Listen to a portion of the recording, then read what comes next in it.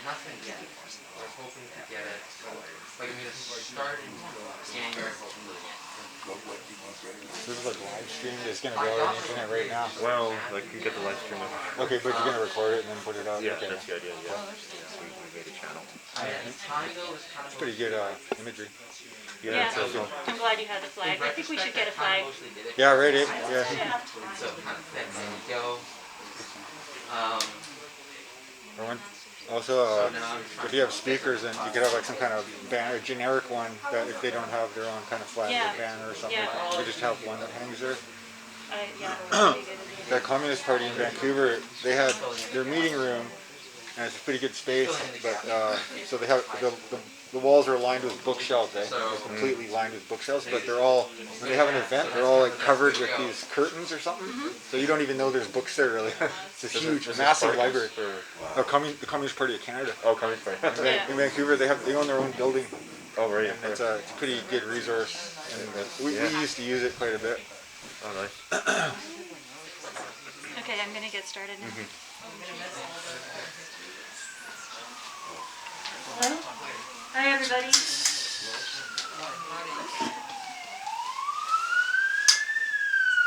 begin, I would like to acknowledge the Camas Collective operates on the unceded territories of the Wasanic peoples and the Kwangin-speaking Esquimalt and Songhees nations, whose stewardship of the land continues to this day. Camas was founded in 2007 to support Indigenous struggles for sovereignty and cultural renewal, and to mobilize non-Indigenous people to join us in this effort as we work towards dismantling the state and ending capitalism. We are here today because Indigenous struggles against corporate extractivism and state power are in full throttle in many territories right now, from Pachidat and Dididat lands on the island to Wet'suwet'en territories in the interior mainland. These struggles are powerful motivators for all who believe that true collective autonomy requires freedom from capitalism and colonialism for both Indigenous and non-Indigenous peoples, who together agree to stand up and protect the land, the trees, and the water. But these actions must be done in the right way, in a way that asserts the inviolable sovereignty of Indigenous peoples. This is why we need to learn about past and present examples of Indigenous resistance. And this is the reason we are here tonight, to celebrate Gord Hill's newly revised, expanded edition of 500 Years of Indigenous Resistance, and honor the work that he has done to produce one of the most important resources we have available to our movement.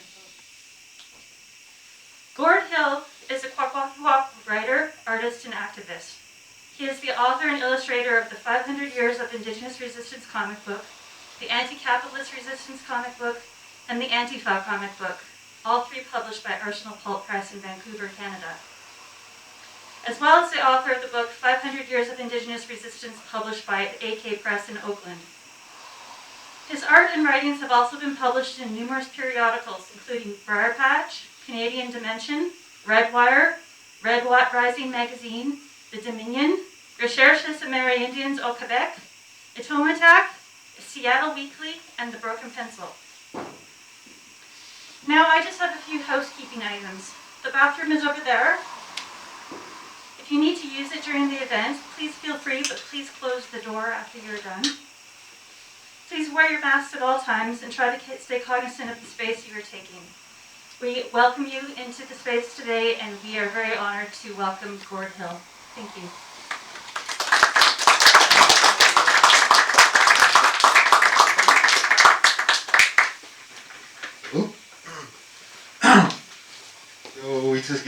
My name is Gord Hill. I'm from the Kwakwaka'wakw, and our territory is on North Vancouver Island and the mainland adjacent.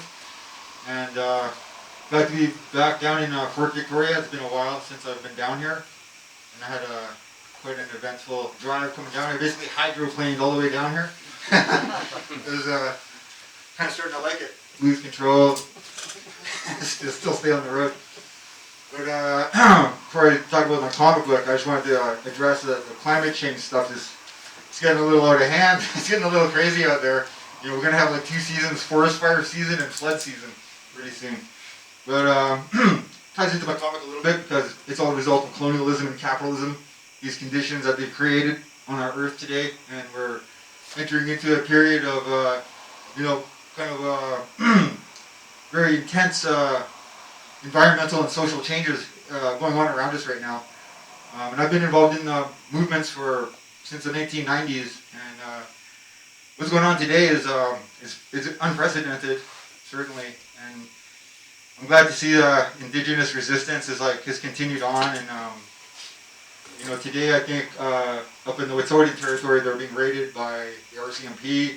I haven't been able to update myself, but so this stuff's really ongoing, and it's really important that Indigenous people, that we mobilize our communities and we fight to defend our territories and the resources and the environment that we have left. But it's also really important that we reach out and form solidarity with other peoples. Because I think in the future, the scenarios we need a multinational type of resistance movement that works in solidarity against the powers that be. But anyway, I'm here to talk about my comic. I'm trying to get the mic. I guess it works best when it's right up against my face. My comic book. Or a graphic novel if you prefer, a more mature term. I don't want to feel like a kid reading cartoons. I call it a comic book, but it's also called a graphic novel. So I was just going to give a background about how the comic came to be. Originally it was published in 2010 by Arsenal Pulp Press. It was a smaller, I don't have a copy with me, but it was a smaller black and white, short, like 80 pages of comics. And the way that one came about was I started doing like 4 or 8 page black and white comics on 8 by 11 pages that could be photocopied, easily reproduced. And at the time I was working in the Native Youth Movement, and this was in the late 90s. And even at that time, I found there was a lot of young people that didn't really know even about Oka, the Oka crisis of 1990, and this history, how it was. It's such a big part of the history of this country called Canada, but it was already kind of like being lost, I felt. So I wanted to do a comic about that for the youth and just people in general who this thing was already going out of our minds. A very significant standoff that created the resistance movement that we see today among Indigenous people. It really comes from Oka. It goes back hundreds of years, but this re-emergence of this warrior spirit and this resistance movement, for me, it really goes back to Oka. And there was other important conflicts as well that occurred after Oka, and they were the result of Oka, such as Ipperwash in 1995 and Chapatin, or the Gustafson Lake standoff that same summer. And so these conflicts, these confrontations, which are an important part of our history of resistance, were already kind of being lost. So that's why I started doing these short comics. So if we went to a conference or a festival or a powwow, we could, if we got access to the band office, they got photocopiers, so then we could get in there and make copies of these comics. And then after a while, I had a little collection of these comics, and someone suggested that I should expand it a little bit to make a 500 Years of Resistance comic book. So I added some more chapters, and then another friend of mine took it down to Arsenal Pulp Press, and what even you? There's now an outlet. So you gotta publish this. That's how it got to be published. I was surprised Arsenal published it because some of it was kind of violent, but that's what colonialism is, a very violent process. But yeah, they published it in 2010. I had the introduction by Ward Churchill. It was a kind of a long introduction he wrote. Some people were asking me, when does the comic start? He had written such a long introduction with this huge reading list. So that's how the comic came to be, and I was glad it was published, and it was used in a lot of schools. A lot of teachers would use this book in their classrooms because they found it useful to have this kind of comic book talking about the history of colonialism and Indigenous resistance. And that was the first comic that Arsenal Pulp Press published, and so that was their first experience doing it. And so over time, I also did the Anti-Capitalist Resistance comic book, which was basically the same. It was like a short black and white comic book. And then I think in 2018 Arsenal approached me and asked me if I'd be interested in doing an anti-fascist comic book, and I said yes, because at that time Trump was coming into power and there was all this resurgence of this far-right fascist movements, especially in the United States. So I thought this would be a really important thing to do as well. So I I worked on the Antifa comic book and got that published. And at Arsenal at that time, we did a full-color comic book, and they made it a bit bigger, and it was a bit better quality paper. And after I did the Antifa comic, I thought my artwork had improved a lot over the years, and I had a lot more access to historical resources. So I asked Arsenal if they'd be interested in redoing the comic of 500 Years comic, and they said yes. So I got to work on that, and I just completed it in the spring, and they published it I think in October or late September. So and the reason I wanted to redo it was because my artwork had improved a lot, and I had better historical resources, but I also felt like I really wanted to do justice to this history.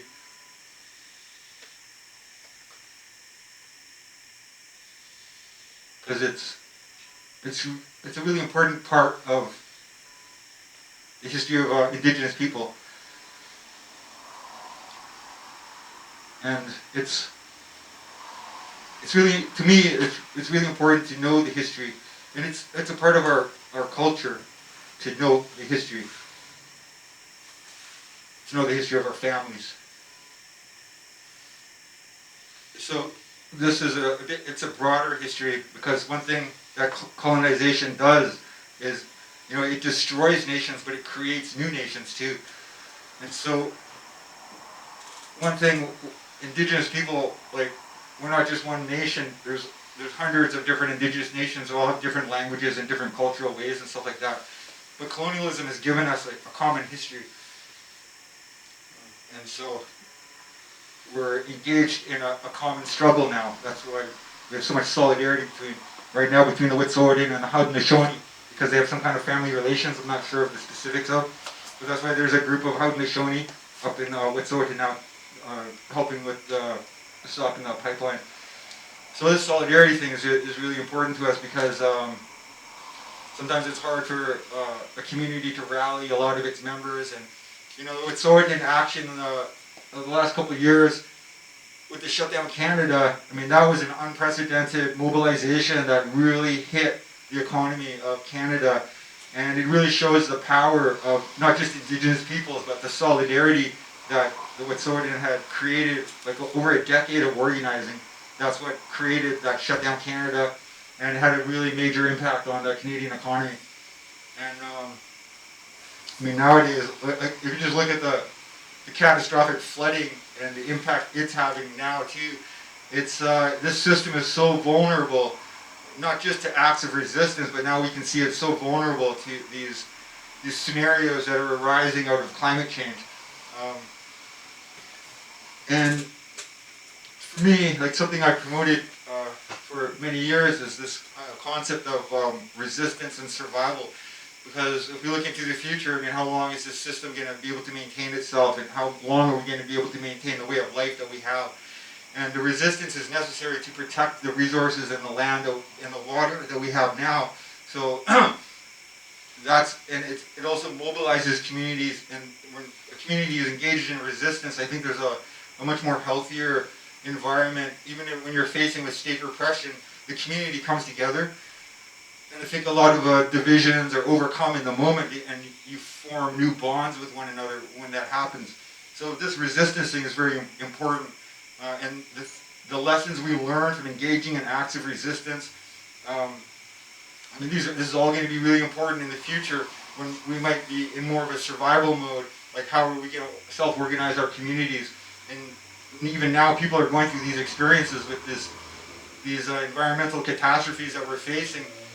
Communities are coming together, and they're trying to figure out how are we going to get food, and what kind of shelter are we going to be able to maintain, when there's no power and it's freezing weather out, and people have to come together. They have to work together in order to survive, and it really overcomes the individualism and the isolation that we experience in this society, which really promotes that isolation, and it kind of breaks down families and communities, and that's the experience of colonialism. So back to the comic book, when I was I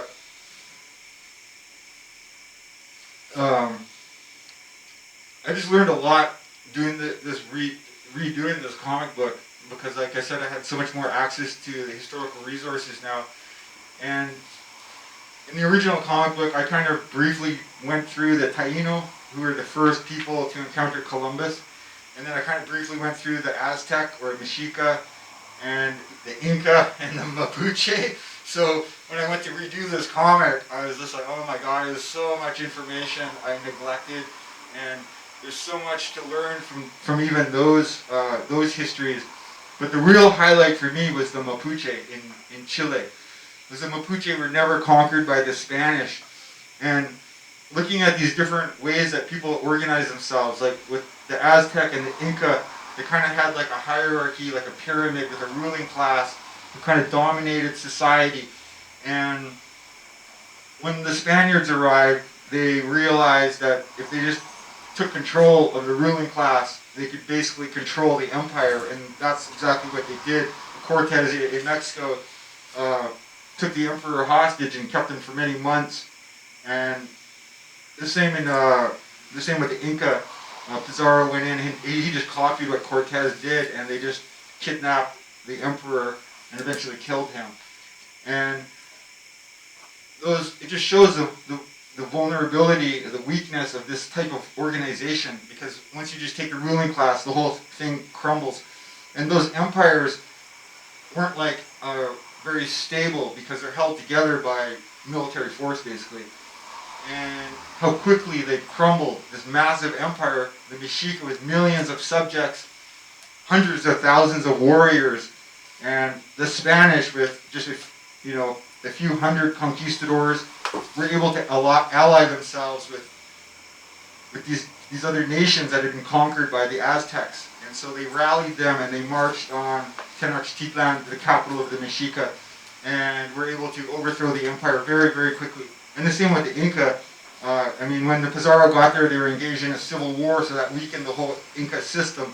But once Pizarro kidnapped the emperor, and the Incas also fell fairly quickly, considering the size of their army, with hundreds of thousands of warriors they could put into the field. And then when you look at the Mapuche weren't organized as an empire. They were autonomous, decentralized communities, and they were able to not only resist the Spanish, they stopped them from entering into southern Chile. The Biobao River, the Biobío River, became like a boundary line that the Spanish could not cross, and they maintained that for 300 years. So they were never conquered by the Spanish. And the Mapuche, the culture of this autonomous, decentralized society, they were able to adopt themselves to this foreign, alien enemy force that came in with these different weapons and tactics, and the horse. So sometimes when you read the history, it's like, oh, the Spanish came in and they had steel swords and they had these really, really primitive muskets. And that's how they overpowered them. But from my understanding, it was actually the horse that was the biggest challenge to indigenous forces, was these cavalry charges by the conquistadors, which the indigenous people were completely unfamiliar with. And the Spanish, even when they were outnumbered by tens of thousands of warriors, they were able to defeat them using cavalry. And the Mapuche, because they were able to adopt so quickly, because they're not being instructed by the ruling class, they were able to exchange ideas and information and tactics, and they were able to develop new tactics very quickly. And so they looked at what the Spanish were as a military force, and they developed body armor that kind of replicated the Spanish metal armor. They developed heavy-duty leather armor, and then they eventually got horses, and the Mapuche developed their own cavalry force, and over time they were actually able to challenge and defeat the Spanish cavalry. So to me, this is like one of the values of history is like, wow, like just knowing that makes me think like, okay, we need to have this kind of autonomous, decentralized form of self-organizing ourselves, and that's why I'm an anarchist. And this idea that our resistance movement needs to have this like official institutionalized leadership and stuff like that. I mean, it just shows the fallacy of it, like the vulnerability, the weakness of it, and you can be so much more successful with the autonomous, decentralized movements, and that's something that I think we kind of see now developing a little bit more with these social movements that we keep seeing arise, like the Black Lives Matter movement and the Antifa, somewhat autonomous, decentralized movements.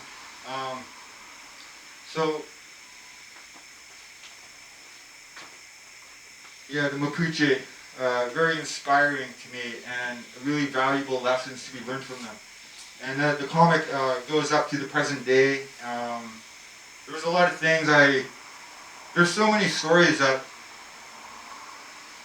I could have included, but I have a deadline when I'm working with the publisher, and that really sucks, the deadlines. So I didn't have time to do everything I wanted to do, and I had to prioritize what I thought was the most important part of the history, what would be the most inspiring, because one of the purposes of the comic is to inspire Indigenous peoples today to take part in resistance movements, and to not only just to learn from the history, but to be inspired to take part today. So that's why the comic focuses a lot on, it's not the destruction of Indigenous peoples, it's the resistance and how that resistance contributes to the movement that we have today. So that's kind of the main purposes of the comic book. It's not just the history, but I want people to become involved today by reading the comic book.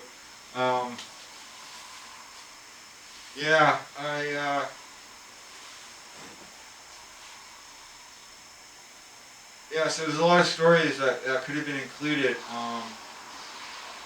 but maybe another time, I don't know. I don't think I'm going to redo the comic book, because it takes a lot of work to do these comics, because I have to do a lot of research on the history, and then I have to go and research the clothing and the shelter, the weapons that were used, and then I have to write the text. I have to write a script, basically, and then I have to take that and break it down into little panel, the text that's going to go in each panel. And then I have to figure out what graphic is going to go in the panel and put that all together and make it a cohesive story that's going to be engaging, as for young people. Like, I really like comic books because they're so accessible to people, so children can read them. And even if they can't read very well, they can follow the artwork, which tells the story. And then even with adults who don't have a super strong literacy skill, or they're just tired from working all day. They don't have time to open up like some massive historical book.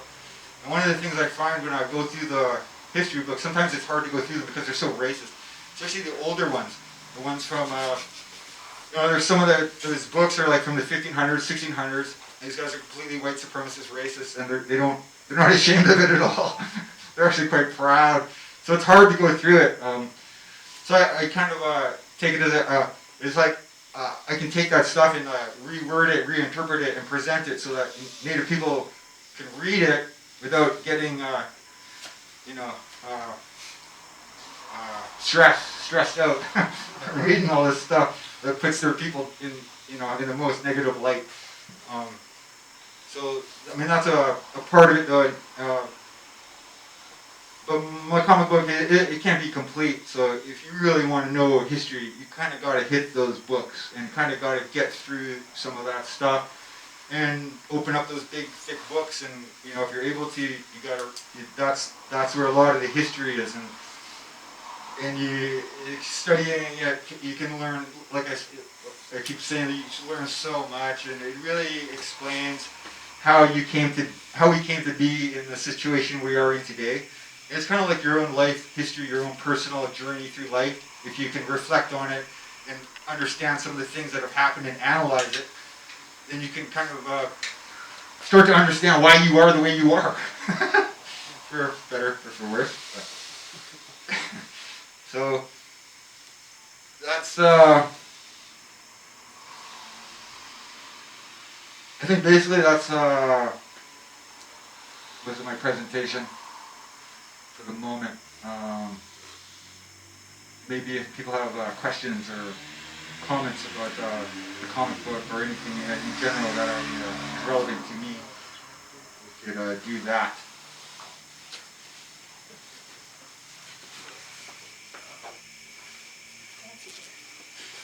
Yeah, this is well advanced from past presentations. 21st century. Yeah, here we go. It's wireless. And yeah, something that really struck me, I mean, you started out by saying it's great to be back in Fort Victoria. And when I was reading the comic book and came to the history of this region, I was struck by the cultural genocide, well, the sheer erasure and aggressive assault on Indigenous communities, and the attempt to obliterate, particularly with the gunboats, right? And all the, and just imagining a gunboat rolling up to, say, Victoria or something, and just smashing the hell out of it, right? And just the loss of a presence, and that component, the militarization of colonialism, comes through really strongly when I was contemplating your history of this region in particular. And I was wondering if you could talk about that and cultural resurgence through the reclaiming of land and also the rebuilding of like structures, longhouses and things like that. Yeah, sure.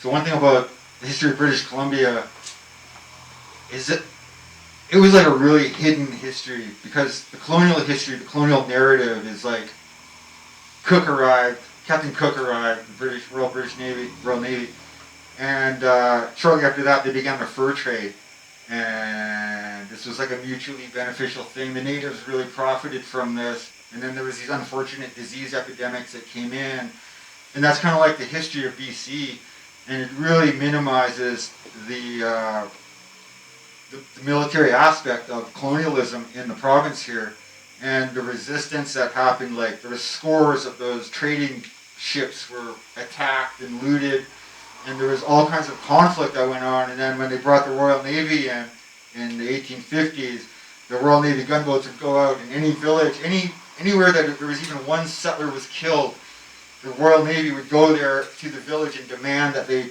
turn over any suspects that they had in mind or whatever. And if they didn't do that, they would bombard the village with these Royal Navy gunboats, which were very heavily armed for the time, with cannons and rockets. And then they'd send in the Royal Marines, and then they'd burn down the houses and stuff. And this part of the history, like most of my people had no real idea that this had happened.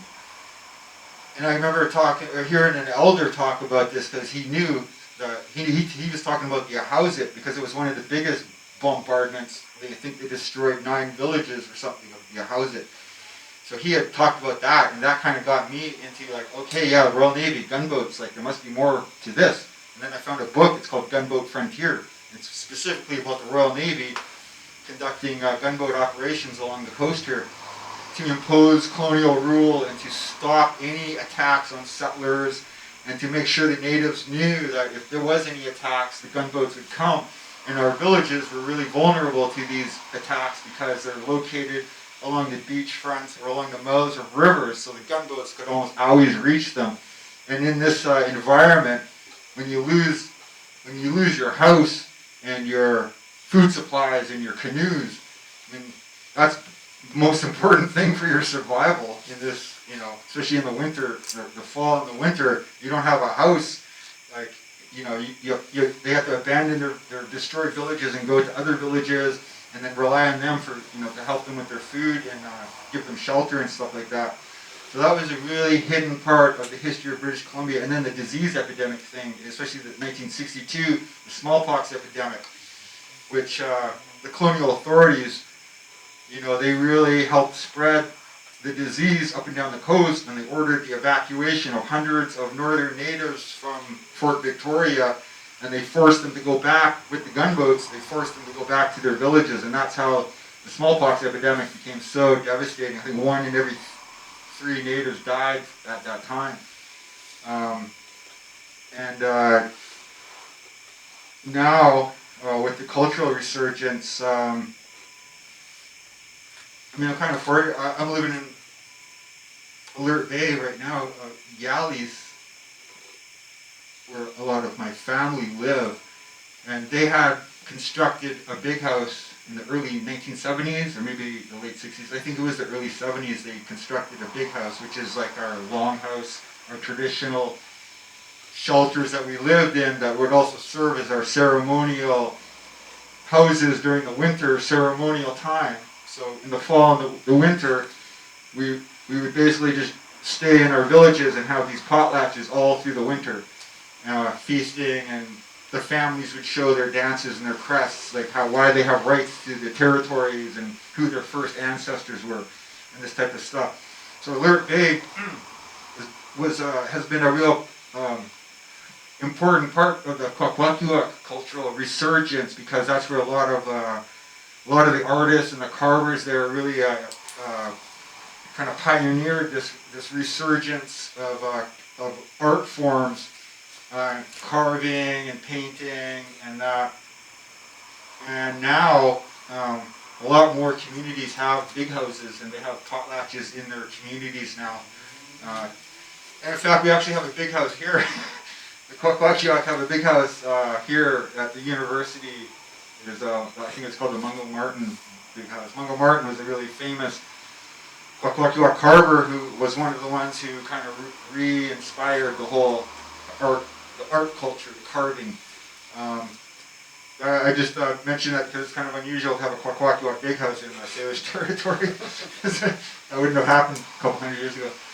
But yeah, so there's that. That's the coastal gunboat stuff and the cultural resurgence, which is it's now we have the Umista Cultural Center in Alert Bay too, which was I think was something unique at the time when it was constructed in the late 70s, early 1980s. The Umista Cultural Center, it's like a bookstore gift shop, but it has a museum component, and they worked a lot to get a lot of masks and dance regalia back from the museums, because the colonial authorities, they'd banned the potlatch, and they had gone around and basically confiscated a lot of the masks, the carvings, and even totem poles and stuff. So the Umista was one of the first, I think, indigenous-operated, indigenous-built kind of cultural centers that went and got some of those artifacts back. So anyway, there's that. So any other another question? Comment? Thanks for telling us about your research and how you did your content. You mentioned the improvement of your art from your first versions till this one. I wonder what your background is in art. A little bit different than the material, but did you take classes? Have you drawn your whole life? I just wondered about it, because the art is great and it's hard to do good art. Yeah, I never went to art school or nothing. I draw all my life though. As a young child, I was drawing. I always tried to do comics too, because I really liked comics as a kid. But my main problem was like writing the stories. I just never could make stuff up and do that. So with the history thing, the story is already done. I just have to like sort through it and make it into a script that can then turn it into a comic. For this comic, I put a bit more effort into studying anatomy and how to draw hands and stuff like that. It was just hard to draw hands. Yeah. If you ever try to draw a hand, it's hard. So anyway, stuff like that. And perspective is another one I always had trouble with, so I tried to work on that. And the thing about comic books, when they make movies, they make comics, they call them storyboards. And it's so the director and all those people can, have a visual idea, like this is how the movie's gonna go. And that's kind of like what a comic book is. And then, in movies, they change the angle a lot to emphasize different emotions or moods. So if you look up that's if the view is like a worm's eye view of a person, they might be more overpowering or daunting or something, overwhelming even. So just things like that. So I studied that type of stuff and tried to incorporate that more into the comic because it's more interesting for people when the angles change, as opposed to like always the same static imagery, like one person talking to another, just like their profiles. Like that stuff's not as interesting. And it's the thing with comics is like you want to make it really interesting for people. And one thing I looked at a lot was this. He's a really famous comic artist, Jack Kirby. He kind of pioneered the whole action comic thing. Like he's the one who created the Fantastic Four, the Black Panther, a bunch of other ones. They slip my mind right now. But he's a really famous. He was also like an anti-fascist. He was a veteran from World War II, and his art, like when I say he kind of pioneered the action comic thing, it's just like his art was like so dynamic, like the way his figures moved, and there's always action. Like these are action comics, so everybody has this like really like strong movements and stuff like that. So I try to incorporate that into my comic as well. But it's a bit hard because I got scenes like someone sitting on a boat, like Columbus on his boat. He can't be too dynamic. But so every page, basically when you're doing a comic, you want to have at least one panel that has some kind of action, that's something interesting in that panel on the page. It's like the wolves coming over here, that's why I like this shirt. Yeah, right. Yeah, okay. It's action. It's something dynamic that catches your eye and draws you into the panel. I mean, there's a whole weird thing about panels, like the flow of the panel. So you can have someone pointing, and then it leads into the next panel, and then someone in that panel is doing something that'll lead you down into your eye will just naturally go, and it's something comic artists kind of try to do. Well, I tried to do as well. So, yeah, that was the process of that. Yeah, thanks. I feel like a rock star. Well, you're doing it real well. One of the things that really struck me in reading your comic book was your sections on women warriors, and I would love for you to talk about that. Yeah, I got some criticism from the first comic because there wasn't very many women in it. And because I focus more on the military aspect of colonialism, and generally, most of the time the fighters were the young men. Nowadays they call them military-age males. So they're kind of generally the main fighting component. And so when my comic focuses on the battles and stuff, that's kind of generally most of what it was. But so I had the question, where are the women? Coming out of that first comic. And so I was like, yeah, where are the women?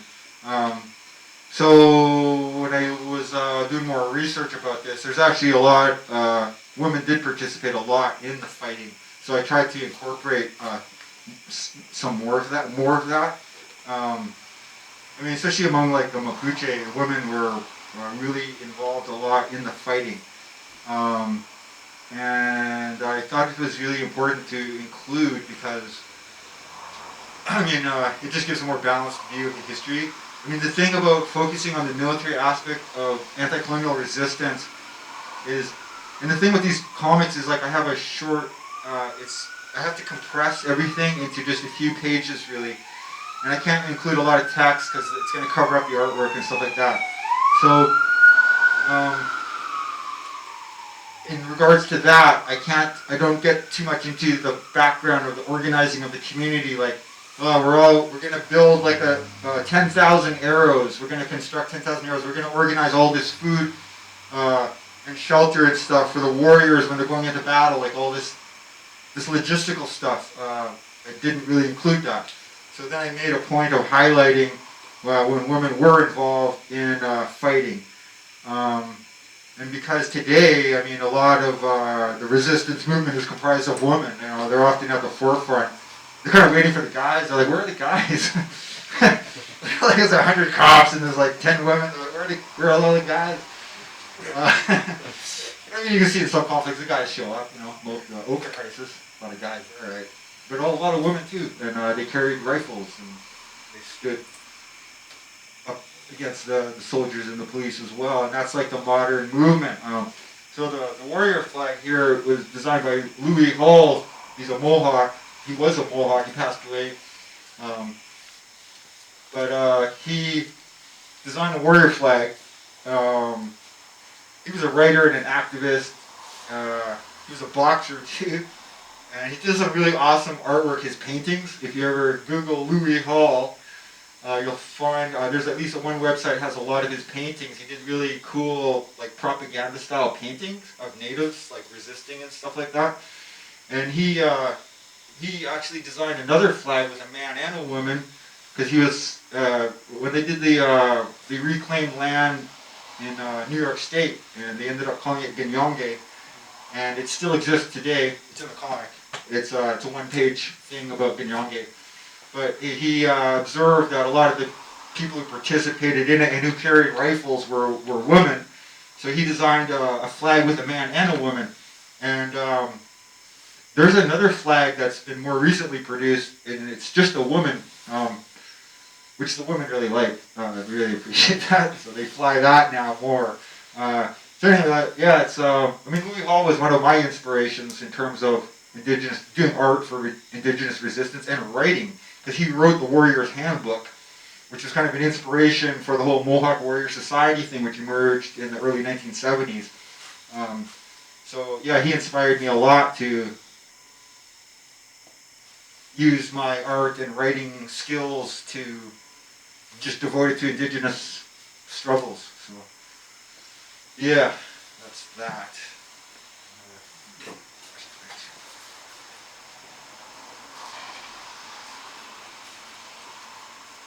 Hey George, I was wondering, did you have, growing up, did you have an elder or a family member or a community member that you looked up to and inspired and were inspired by? Yeah, well, my older brothers and sisters were involved in the Red Power movement. So, I mean, I thought that was cool when I was a kid, but I wasn't really aware of stuff. When I got older, I thought it was even cooler. Because when I was aware, I was like, okay, they were involved in this stuff in the 1970s.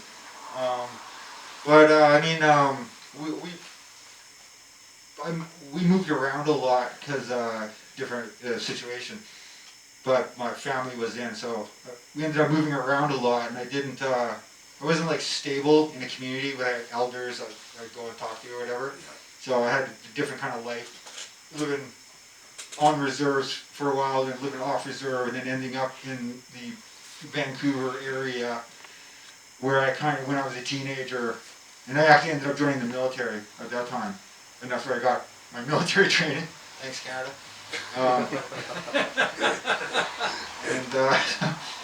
Yeah, so that's. Yeah, I moved around a lot and whatnot, so yeah. Stay my life. I don't know how to use the microphone.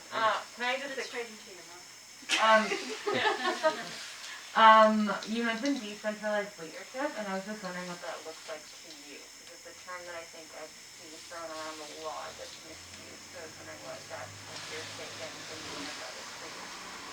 Well, I didn't actually say decentralized leadership. I was just talking about decentralized movements. But I mean, there are always leaders in movements that arise, and they're leaders because they inspire people to take a certain course of action. And it's different in the autonomous movements because these people have no power or authority to order people to go do this or that. So it's really by inspiring people to take a certain course of action. And the thing about this leadership thing to me is like, because we have no institutionalized leaders, I mean, there are some communities that have their hereditary leaders, hereditary chiefs and stuff like that. But for me, this idea of leadership is it's just something that is like temporary.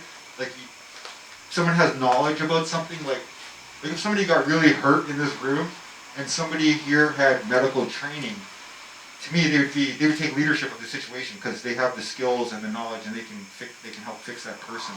So it's always like rotating.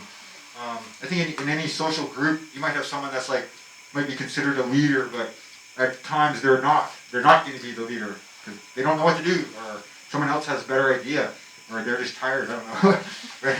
So it's like something that it's just natural that, and I think that's just like how people would function naturally, and so that's kind of what I'm talking about, I guess, yeah.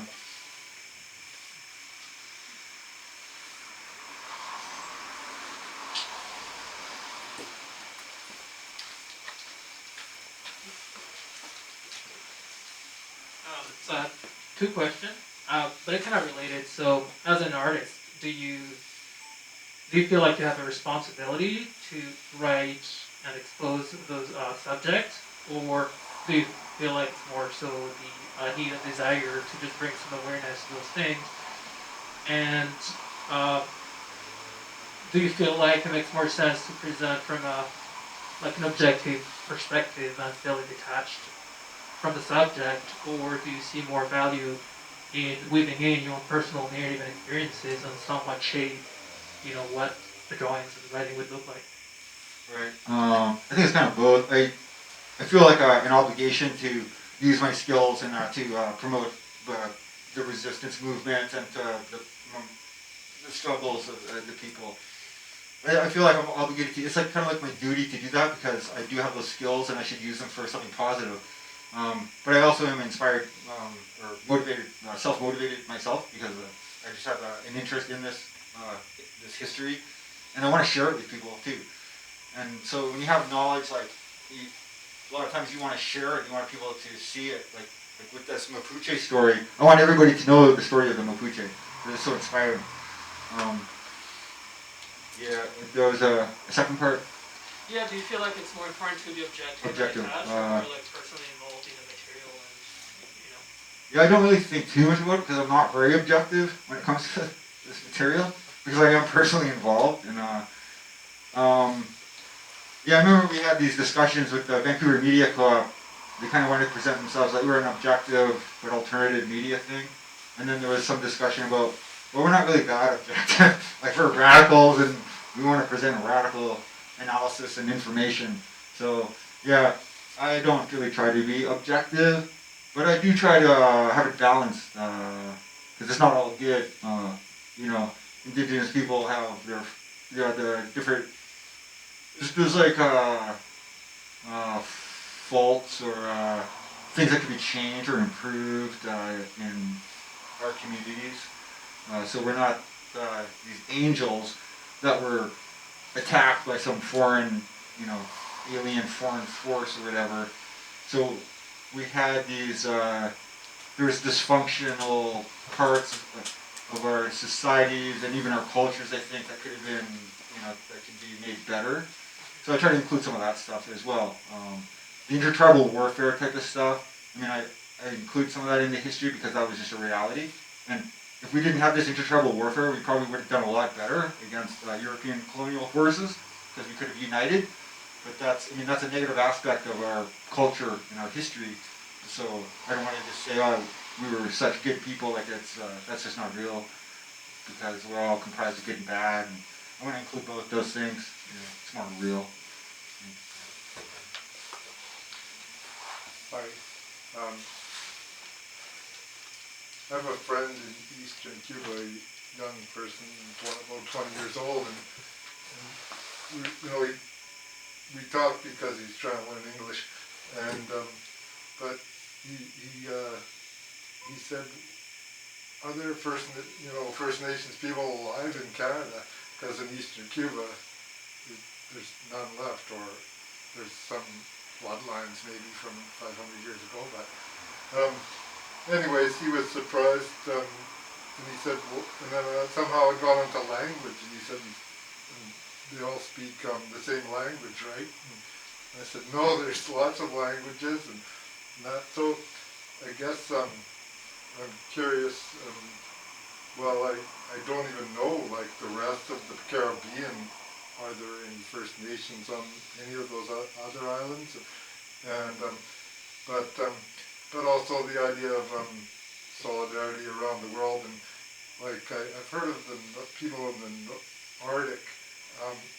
Around the world, there's kind of around the Arctic, I've heard of sort of like they're getting together and organizing Inuit but I'm just curious about international solidarity amongst the First Nations and the idea of well, education too. Like my friend in Cuba, he's very well educated, but he didn't know, you know, they have kind of a very centric to their own country education and the idea of spreading this knowledge around the world about the situation and that. So that's your comments about, like, it's kind of curious. So where he's from is very near to where Chief Hathaway was burnt at the stake. And I think you probably heard that story about he was offered the chance to become a Christian, you know, so he would go to heaven or something. And he said, well, if there's other Spanish people there, and they said, yeah, and he said, well, forget it. Anyway. Yeah, there was, doing the research about it, I mean, one of my sources were the Taino thing, where these different Taino websites, mostly from Puerto Rico, where there's, I think there's a stronger presence of Taino descendants, and they're reclaiming their ancestry, and they're reclaiming there's like a cultural resurgence that's been going on there. I don't know too much about Cuba. I mean, I believe that was Taino as well, and Haiti and the Dominican Republic was also a Taino.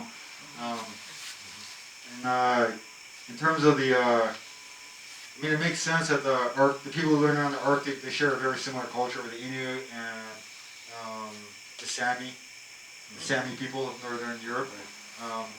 And we've had Sami people over here, and they've made alliances with different peoples here as well.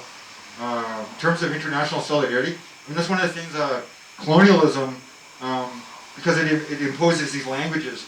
So outside of North America, I would say Indigenous people probably have in some ways stronger solidarity with Indigenous people in Australia and New Zealand because they speak English, because they're colonized by the English. So, I mean, I have much more interaction with people from Australia and New Zealand than I do with Indigenous people in Mexico. I've been to Mexico a few times, and we had a delegation went down to Chiapas in 2007. I think it was the 13th anniversary of the Zapatista uprising, and so I mean, there's things like that happen, but it's difficult because of the language difference and also the geographical distance. But we've had Australian Aboriginals come over here. A few years ago, there was a group that came over, and they actually did a tour of Canada, and when they went back to Australia, they started a group called Warriors of the Aboriginal Resistance, because I think they were like really inspired by what they saw happening here in Canada, and they kind of went back with a little bit more militant thing, and they organized some of the biggest rallies that the Aboriginal people in Australia have organized in decades, like 10,000 people coming out to oppose Australia Day, you know, the founding of the country or whatever, and things like that. So that's my experience of what I've seen. Yeah, the language is a big thing. You can't communicate. It's hard to communicate. The one thing about going to Chiapas, just walking around Victoria, like in Alert Bay, people aren't wearing masks when they're walking down the street. But here in Victoria, I noticed a lot more people are wearing masks. And it was kind of like that in Chiapas for that gathering. So there was like a few thousand Zapatistas in this Oventic, in this mountainous village. And it's like really mountainous hills, and it's like every day there was like this big fog came in. It was like some magical kingdom, magical place. And like there's like a couple thousand people wearing balaclavas and ski masks. Because that's like, I was like, this is awesome, man. I think I'm in heaven. So I've been wearing masks for many years now before COVID. So it's this kind of weird phenomenon, the mask, the culture of the mask, and how it's like become this thing now. And I was wondering if armed robberies have spiked because you just walk into a bank with a mask on. That would be interesting. A little trivial thing to look into. Google that. Up to my face. Okay. Do you ever, yeah. Do you feel any threats to your safety with the work that you do? Just considering like your anti-fascism and supporting indigenous movements. Have there been any times where you felt unsafe with the work that you're making and publishing? I mean, initially, after the Antifa comic was first published, and we're at the height of this like fascist resurgence thing happening, I was a little more concerned because I have a family. So I kind of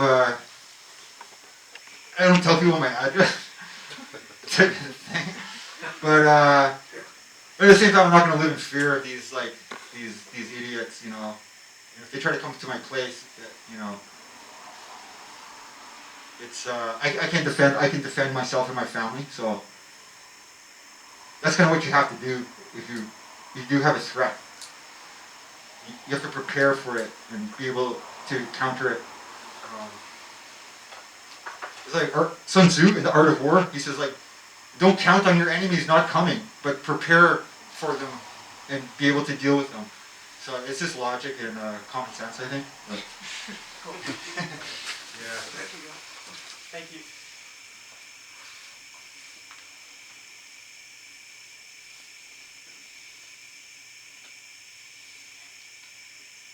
If there's no more questions. Okay. Well, it seems like everybody is happy with how our conversation's gone. Thank you very much, Gord, for being here and for sharing your thoughts and your knowledge and your insights. We really appreciate your being here. And I wonder, are you adverse to signing your name on some of these comic books? No, it's something my publisher really encourages. And going to these like writers festivals and these comic conventions, it's just a thing that you do. So I don't mind signing a copy or signing the books for people if they'd like me to. Yeah, great. All right, so I guess go ahead. If you didn't get it, I'm doing this again tomorrow night. If you want to repeat, at First People's House, University of Victoria, or you can tell your friends actually. Yeah, that's a good idea. Thanks for mentioning that, Gord. All right, so thank you, everybody. I guess we can be a little bit more casual now and just hang out. Thank you.